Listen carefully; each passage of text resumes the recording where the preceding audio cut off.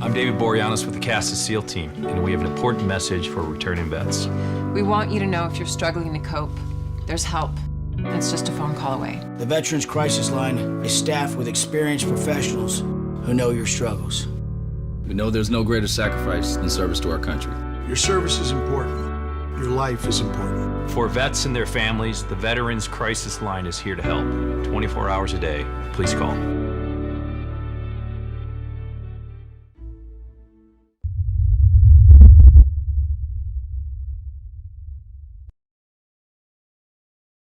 Hello and welcome again to Oscar Mike Radio. My name is Travis. I'm a Marine Corps veteran and your host. Oscar Mike Radio is part of the Hubazoo Network. You can find out more on hubazoo.com. I want to thank my sponsors, Joyce Asack of Asack Real Estate, Army National Guard veteran Mark Holmes of Reapers Detailing and Power Washing, and my supporters, all veteran-owned businesses, Cason Shaving Company, Black Cat Designs, and Savage American Woodwork. Thank you. I'm going to drop this show, ladies and gentlemen, on Memorial Day. If you're watching this, this is like the Memorial Day show, and it was really cool how I got to meet this guest and what happened, and we've been really super gummy to make this work. But for this Memorial Day week, this is a different kind of story, and I'm so glad my guest is with me. And it's a civilian. She's a doctor, and she has written a book about her experience, and she never served in the military, but she has a very interesting, heartwarming story. Dr. Reaves, welcome to Oscar Mike Radio. Lori. Thank you, Travis. Yes, Lori is exactly who I am, and I just thank you so much for the opportunity to meet you today and talk to you about two of my heroes. Two, okay, all right. Well, I could say three if we added my husband in there, but I try to be careful when I use that word, but maybe three. You have got to add him because your husband may have convinced me that getting married again might be a good idea because he is just baller, fire. He hit me in the feels. He hit me in the feels helping you out and wanting to make this work and be your teammate. That's pretty awesome. Thank you. So, ladies and gentlemen, I'm going through my email, just typing away, doing this. I get an email from, some person who said, "Hey, I'm an assistant for Dr. Reaves and Indiana Western University or Western Indiana University. Indiana Wesleyan. Indiana Wesleyan. Yep. And she's written this book called Kiss Lori for me, and I'd like to talk to her." And ladies and gentlemen, I like to read the books before I have guests on. Just think it's polite. And I got the book, Doctor. I got the book. Thank you very much. And sitting on my Kindle reading it, and I'm like, wow. So I don't want to spoil all right up in front, but once I started getting into it, I'm like, okay, yes, we got to make this work. And it's been, super gumby, but here we are. Yeah. Kind of tell us a little bit about what Kiss Me for Lori, the book, is about. I don't want to spoil it for anybody. I'd like to hear it from you, please. Sure. So my dad, Navy Corpsman Larry Goss, was killed in action in Vietnam on Valentine's Day, 1968, and I was 6 months old at the time.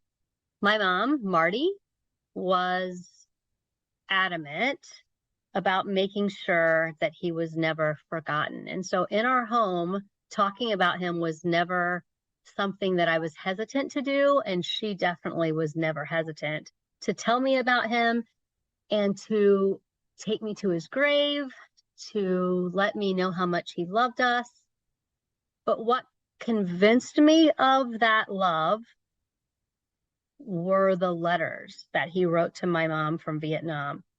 And so I knew one day that I would need to write a book because I thought those letters have to be preserved.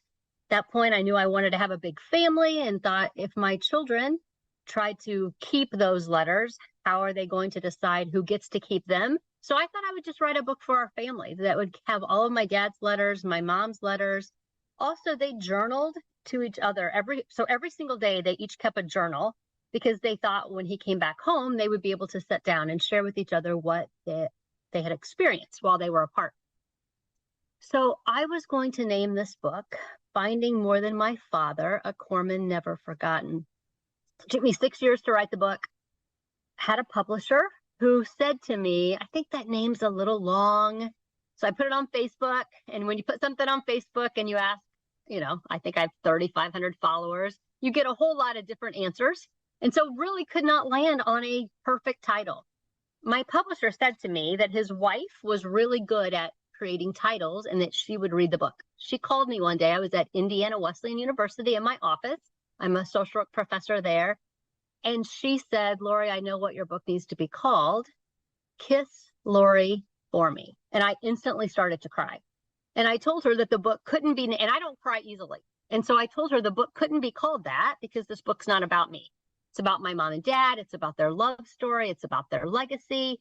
And she said, Lori, at the end of many of the letters your dad wrote to your mom, he said to her in writing, kiss Lori for me. And I am convinced that that was his way of letting her know, if I don't make it home, kiss Lori for me. Make sure she knows how much I loved her. And at this point, there are tears just gently falling. And I thought, oh, please don't let a student knock on my door. That didn't feel like a very professional moment for me. But that is what happens with grief. The emotions come at a time you don't expect them, and they well up in a way that you really can't stop them. And so I knew at that point she was correct. And so the title was sealed that day. Let's talk about your father and mother. Yeah. The first couple of chapters, I am like, how did this guy who lived in this challenging family situation, to be, a very minimalistic way of saying that, Yep. have it in him to stay on course with who he was, and apply himself, not really knowing what was going to happen, but he knew he had to operate at that level to move his life forward, not only for himself, but for his siblings as well. That's right. Where do you think, as his daughter, and you didn't meet him, but where do you think that came from as you started writing the book and learning about your father? Yeah, I think my dad was incredibly resilient. I think he was very intelligent, and I think he always wanted more. His Aunt Margaret Cummings was his mother's sister, and she married a man by the name of Russell, and they had a house and they had stable jobs. And I think that he looked at them as mentors and knew that there was a better way, right? To live life rather than the way that he watched his mom live and struggle. My dad was raised in a home without a father. And there's a significant contribution that a father makes into a home, not only in the way that he loves his wife and models that for his children, but in the way he also loves his children.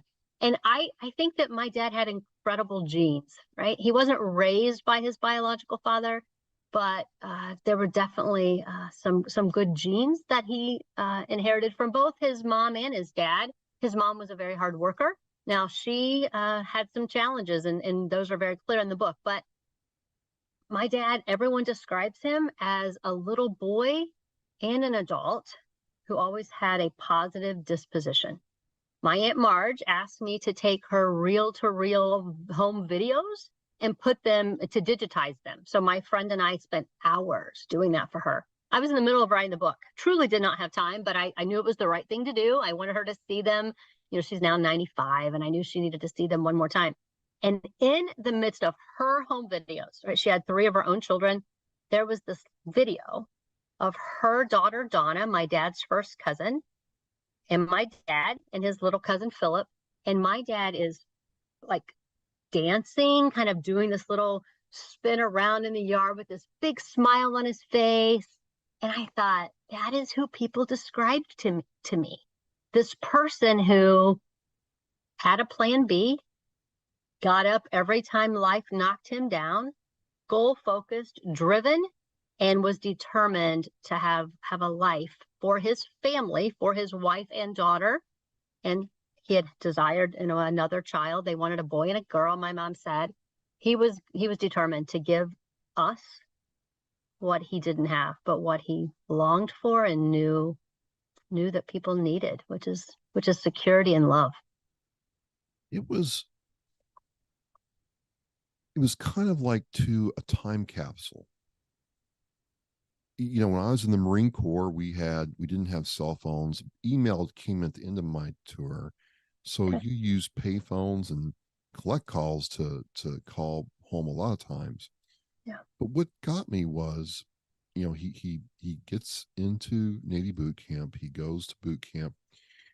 He goes to his MOS school out in, you know, Camp Pendleton, where I did a lot of my Marine Corps time. And all during that, he is communicating with your mother, first as a husband and then as a father. And I don't remember any of my buddies who were married or had serious girlfriends talking to their significant others like your father and mother did. Was it just the time or the special relationship they had? I don't know about the time, but I know that their relationship was incredibly special. My dad was really mature. He was 20 years old when That's they what were I'm married. saying. Right, very mature.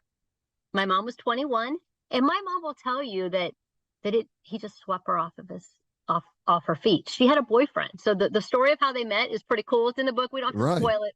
But he had 3 weeks before he had to report to boot camp. And she was in a bowling league and had a boyfriend. And he came over to take her drink order. And there was a lady named Dorothy Winters on my mom's bowling league. And I only know that because my mom saves this little piece of paper that Dorothy Winters wrote to her after my dad was killed. Mom said that when my dad walked away, Dorothy said, "Did you see the way he looked at you?" And my mom was oblivious to it, right? She had a boyfriend.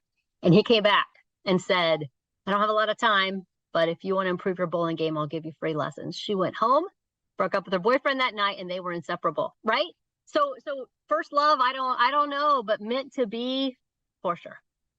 Well, that was the other thing that got me is, you know, I wasn't 20 when we went to boot camp. I was a little bit older, but you know, we're at that age. I mean, we were about shenanigans, Madden on the PlayStation, you know, acting fools, blowing off steam. There he was studying, you know, to be a corpsman, doing the physical training that they do along with the Marines. And then, you know, the big thing was getting the tape recorder. Yes, that's right. He didn't have one. Right. So he borrowed the captain's. It's like, how did he get the captain and let him have his take? Because that doesn't happen. Okay. It doesn't happen. It just, he must have been he must have impressed his captain enough to say, okay, you know, you can borrow it, and must have really thought highly of him. Yeah. And which leads me to a question I wanted to ask, if you can. Did you get a chance to listen to any of those tapes? I've listened to all of them. Yeah, it's really? the book, the book's pretty long, right? So I tried so hard to get a major publisher, right? People said to me, "Laura, it's not going to happen." I wrote, with the help of my research assistants, who are students, I wrote and sent out 120 query letters and didn't get a single offer from a single major publisher. So I went to 2 writers' conferences, pitched my book to 10 literary agents. One of them bit and said to me, "Laura, if you'll shorten the book to 90,000 words, I will read it." At that point, the book was 94,000. And she said to me, sometimes people won't buy a book if it's too big. I shortened it to 90,000, never heard a word back from her. So I tell you that to say, as a first-time author, I wasn't even sure how long to make the book. I knew it could be a trilogy, but I wasn't sure, if I can't get a publisher for 1 book, how am I going to publish her for 3? Right. Although I know that might have increased the chances of getting a publisher. But regardless, I decided to just make 1 book. And so it has 3 parts to it. So there is just a tiny section with my dad's audio tape. But I have a desire to do a free ebook. And I want to do an audiobook of this book. But I also want to take his tapes and digitize them and make them available in some way, because we cannot let this history go away, right? I think about our youngest son's 22. We have to pass on these Vietnam veteran stories so that that part of history is not only not forgotten, but respected, that our Vietnam veterans get the reverence that they are due. So I did want to, we'll pull that string now. it's interesting, at least with my sons, that they knew I served. I told them about the Vietnam War, so on and so forth. They've heard it from dad, blah, blah, blah, blah, blah.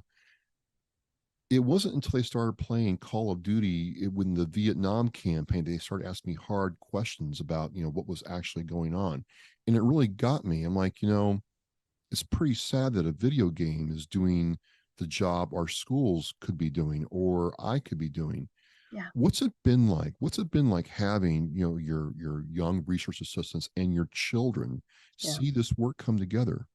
It's a great question. My most recent, so I had 3 research assistants during the book writing process through a wonderful grant from the Lilly Foundation through the university. And they were with me during the writing phase, what to leave in, what to take out, how to find a publisher. Then I had a research assistant just last year after the book was done.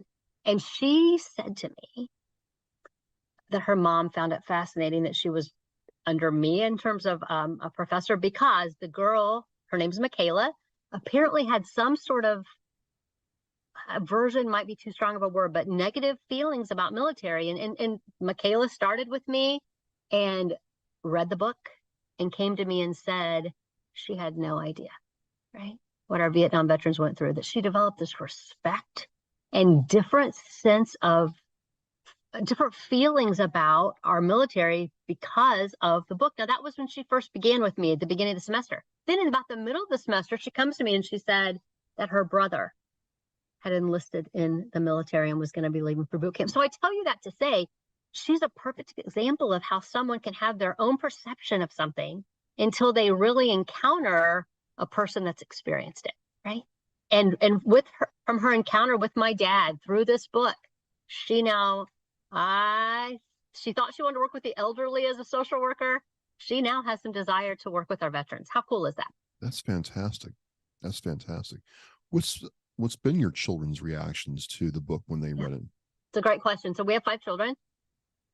Our oldest son's a fireman. He just has he's just a tough, lifts kettlebells all the time. He's a football player. Second son's an attorney. It's a phenomenal writer. Third son has Down syndrome and autism, so I don't know what his understanding at this point is. Daughter is now just tomorrow or Saturday graduating from dental school, so she's like studying medicine the way her grandpa did. And then our baby says to me, he's 22, wants to be an actor, lives out in LA, and he said, "Mom, when you and Dad die, will you will Grandpa Larry's stuff to me?" And I'm like, "Oh, Casey, what a beautiful question." Casey went with me to Vietnam.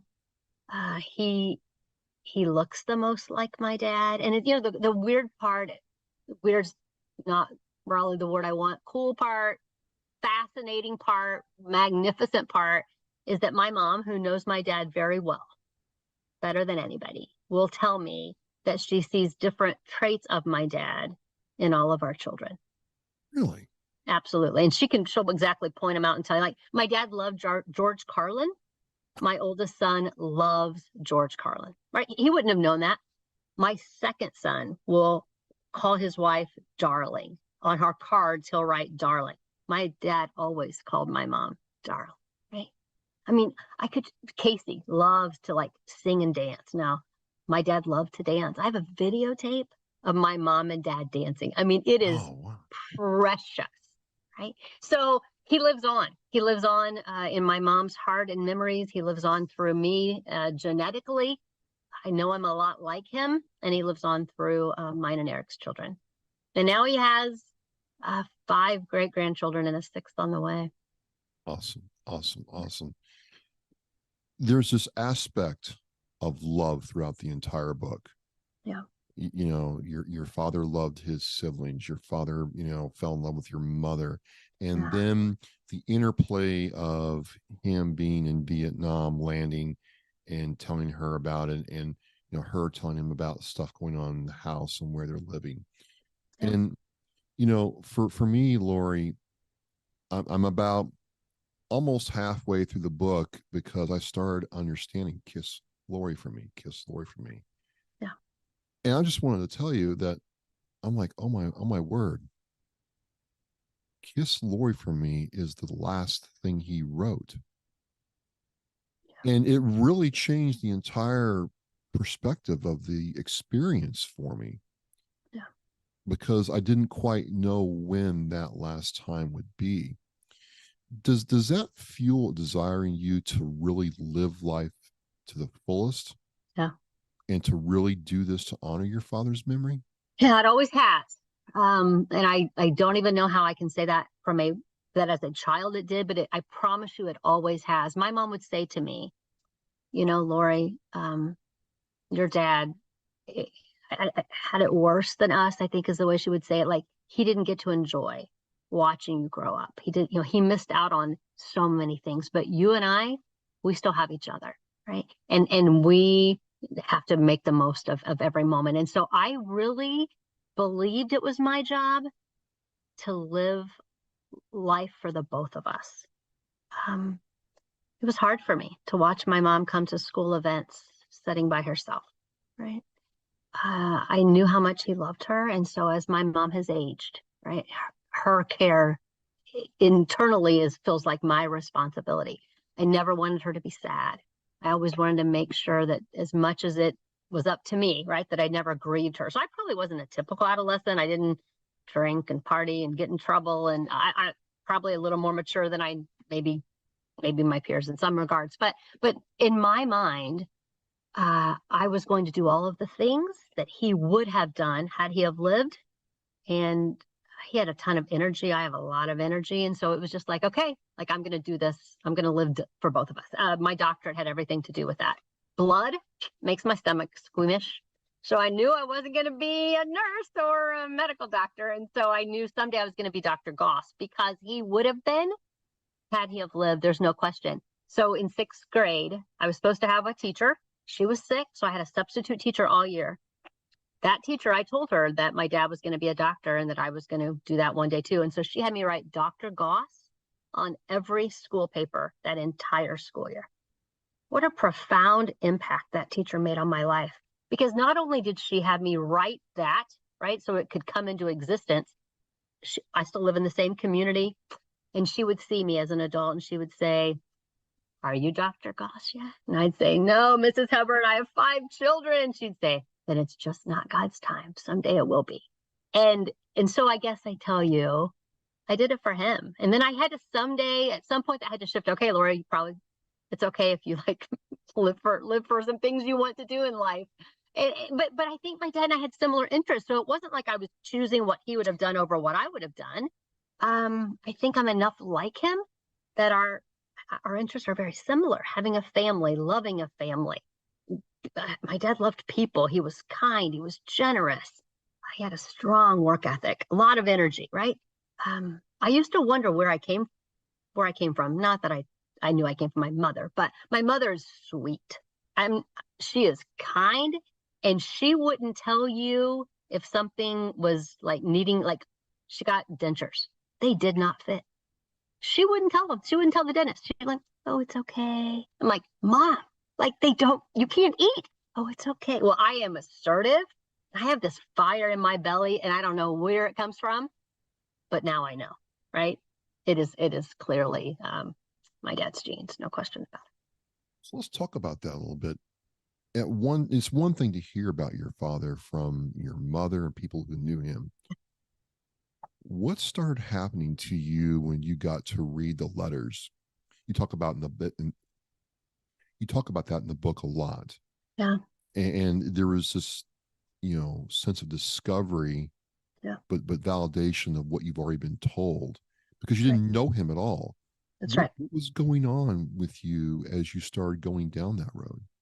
Yeah. I just started saying things to my mom like, "Oh, that's why I am the way I am." My mom would give if she would give everything she ever had to anybody. We'll see, I remember one time we were in another city and we saw a child. She gave him every single dime in her purse, right? She just will freely, and I think giving is important, but I am incredibly frugal. My mom and I never argued except when I was in high school, and I was pretty sure that my dad had VA benefits, right? So there was a check that would come, and I just wanted her to save it so that, for my wedding or whatever. And so she always wanted us to have our needs met right then, I was always thinking future, saving, frugality. That is my dad. And so I'd read him say words like, now you're going to get my check and I want you to put this much in the savings account that's 5%. And we're going to have a lot of money in the bank for Lori and we're going to be rolling in the dough. Wouldn't that be something? And I'm like, that is me. Like, you could ask my husband. He's much freer with spending money than I am. There's a part of me that needs to know there's going to be something there in case there's an emergency, right? That's my dad. And so I think in searching for who he was, I better understood who I am. Not his son, but his daughter, who's an awful lot like him, I'm pretty sure. What happened when that gap started to close and you started to realize, who you were, and you could let that person assert herself and be out in the world as, Lori, as Dr. Goss Reaves, as a mother and a wife, with your dad's spirit flowing through you? What was that like? I think my confidence increased. Yeah. I think little girls need to know that their dads really love them, right? That their dad thinks they are it no matter what, that they are beautiful, that they're, my son will call his daughter queen, like she's the princess. I think that's what happened. Yeah.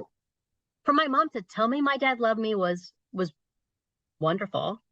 But I thought, really? Because he didn't really know me. And then I had children and I instantly loved them, right? Yeah.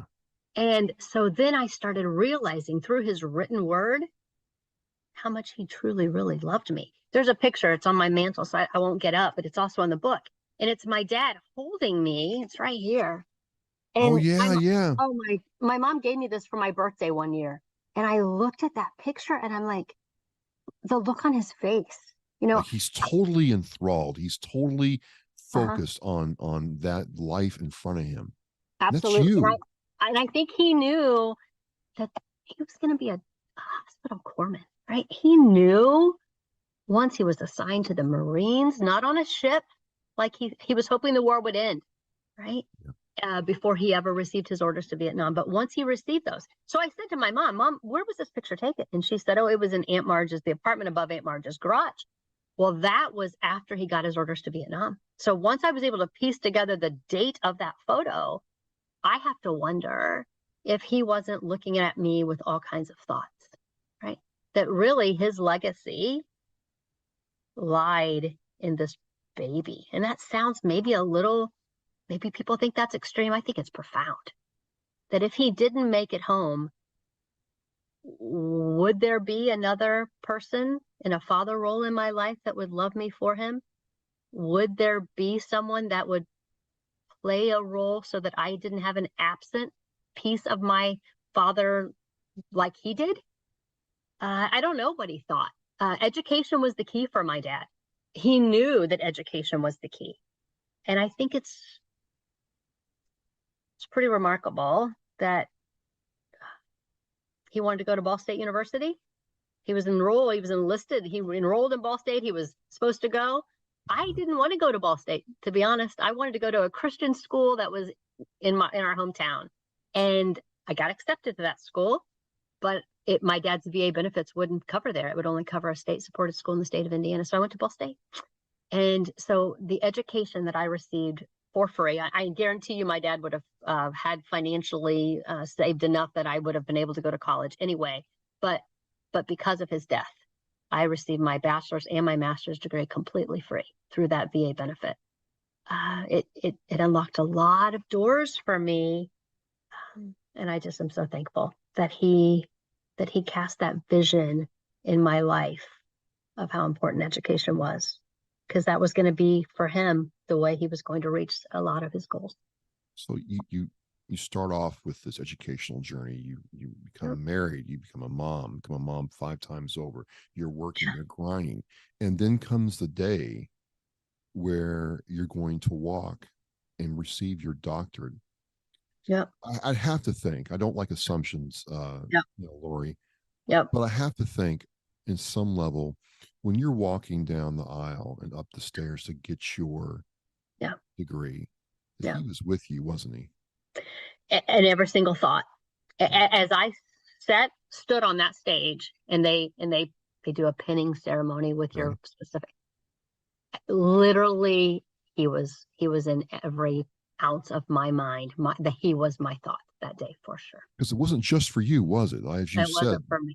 I don't think. Yeah, I don't. It was for no, it him. wasn't. It's become for me more for me now that I realize what that doctorate opened up for me in terms of understanding and knowledge and research and the ability to write and publish all of that. But as I was doing it, it was for him. There's no, for sure.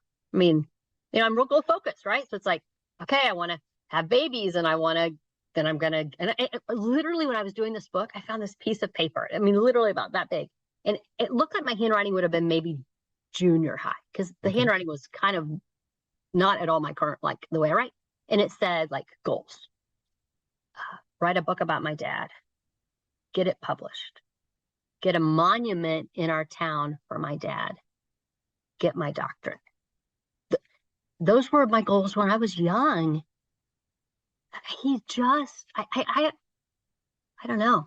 I don't know what I would have been like had he have lived, but I know that he's been my driver, my motivator.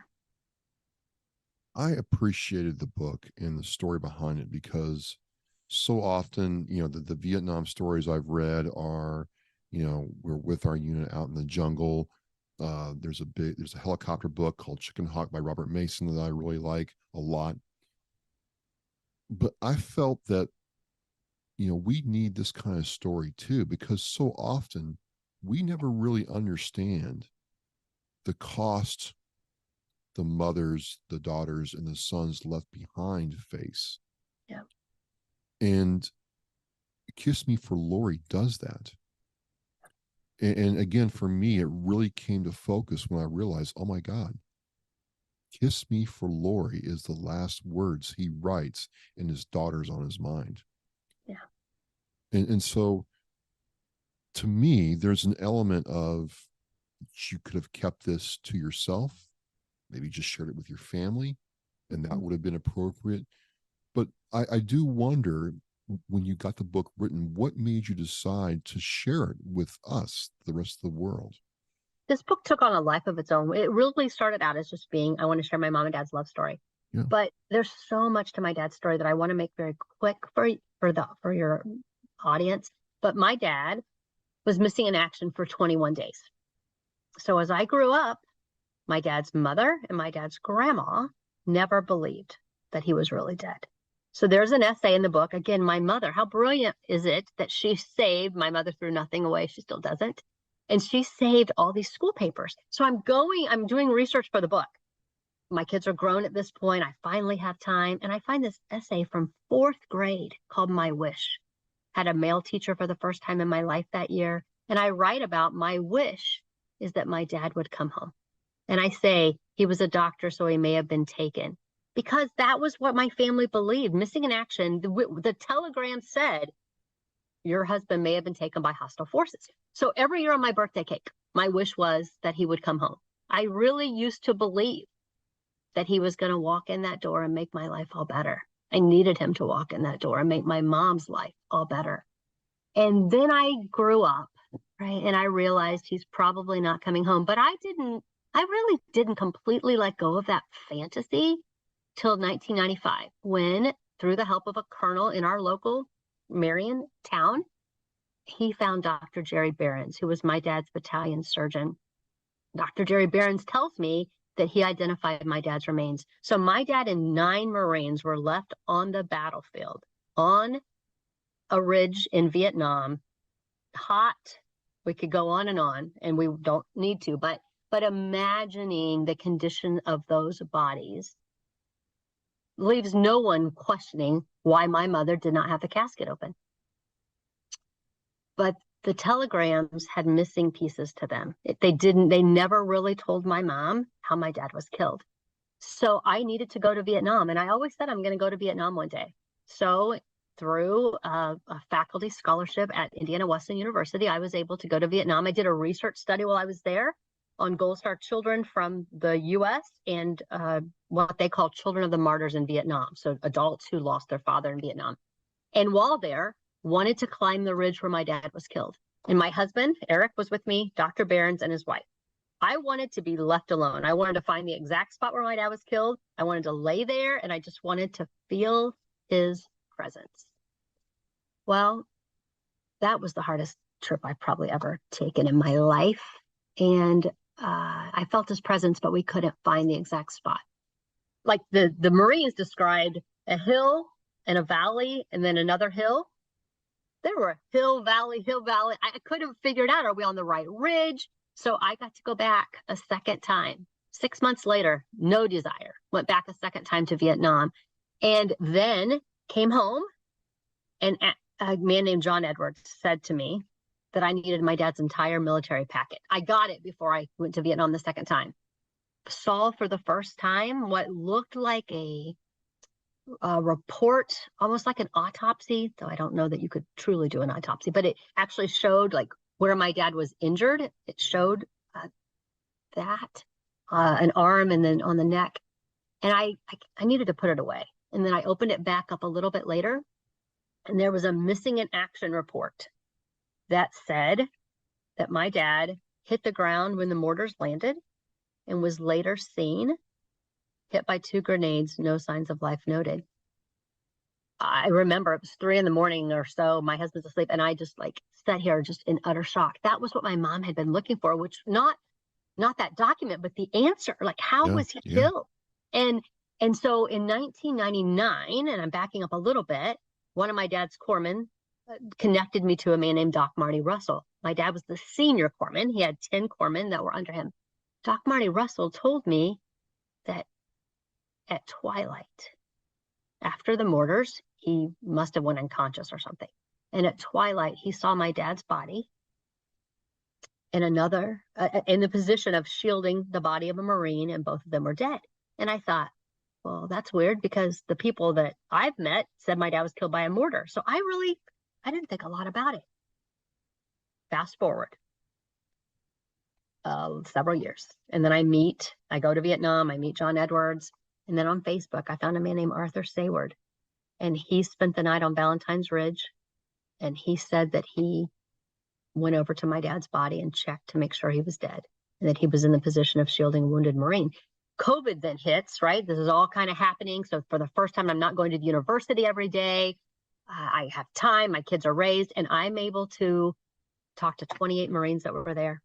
Wow. And put together, there's a COFL database, something like that.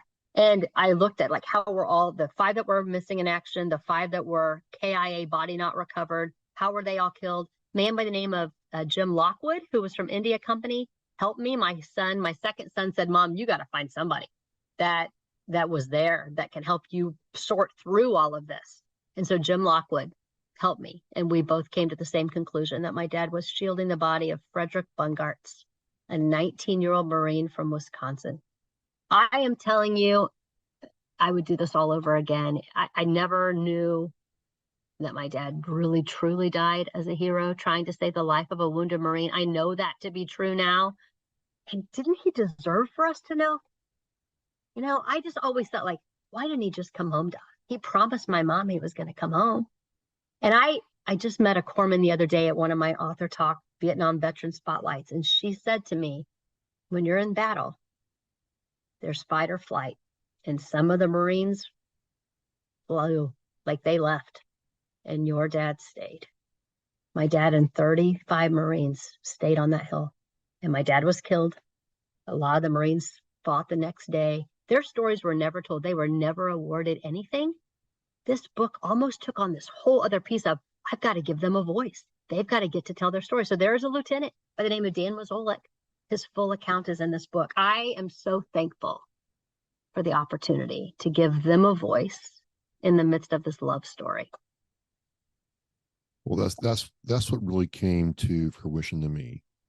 Is it started out as a love story, and then it started as a way to honor the Marines who, died with him, and the fact that he did die in service to the Marine Corps, which for a corpsman is, that's why they're there. That's why we as Marines love them so much.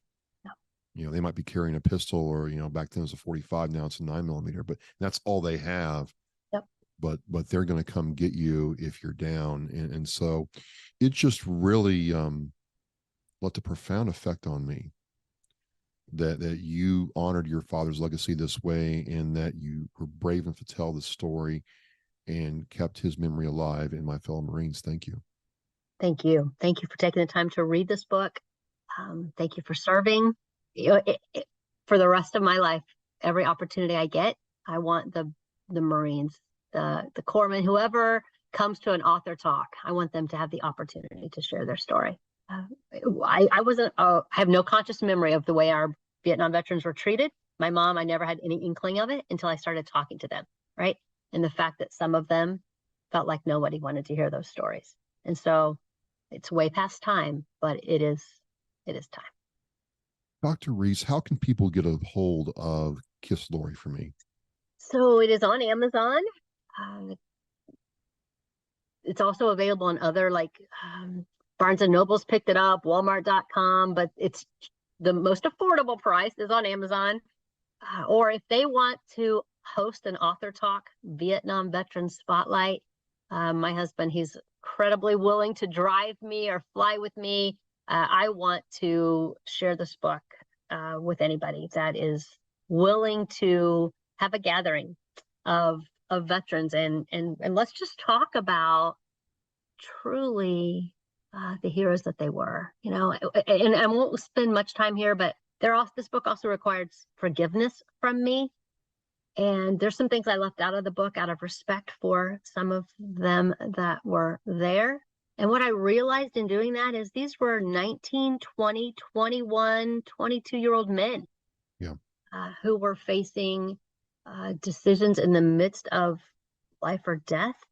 And so I tell them when they come, like, I want them to leave their guilt at the door, right? I literally want them to walk out that door feeling proud of their service, proud of who they are, and letting go the, why did my brother die and I made it home, right? Right. Ladies and gentlemen, on this Memorial Day, you have a lot of choices, but I would strongly suggest, as we say in the military, that you get this book, and it's one that you can read. You can give it to your kids, you can give it to other veterans, and they're going to get something out of it. So make the time to do that. You know, Doctor, it's been great talking with you. Would love to meet you in person someday, and certainly if you do other things, would love to have you back on to talk more. Thank you very much for this opportunity. You're welcome to share my contact information. I have a Facebook page called Kiss Lori for Me, a website. People can reach me that way and would love to hear their stories. I will have all the links in the Oscar Mike Radio website post. I know you are Oscar Mike, as we say, Doctor, and want to thank you for your time. And as we say in Oscar Mike Radio, we are mission in flight. Thank you. Thank you very much. Join us on National Wreaths Across America Day, December 16th, 2023. Each December on National Wreaths Across America Day, our mission to remember, honor, and teach is carried out by coordinating wreath-laying ceremonies at Arlington National Cemetery, as well as more than 3,700 additional locations in all 50 states, at sea and abroad. Join us by sponsoring a veteran's wreath at a cemetery near you, volunteering, or donating to a local sponsor group.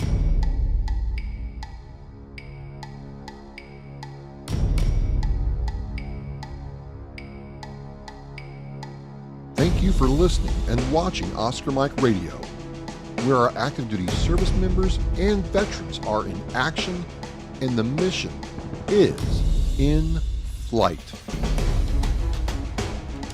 If you are a veteran or know a veteran who needs help, please dial 998 and press 1 for the Veterans Crisis Line.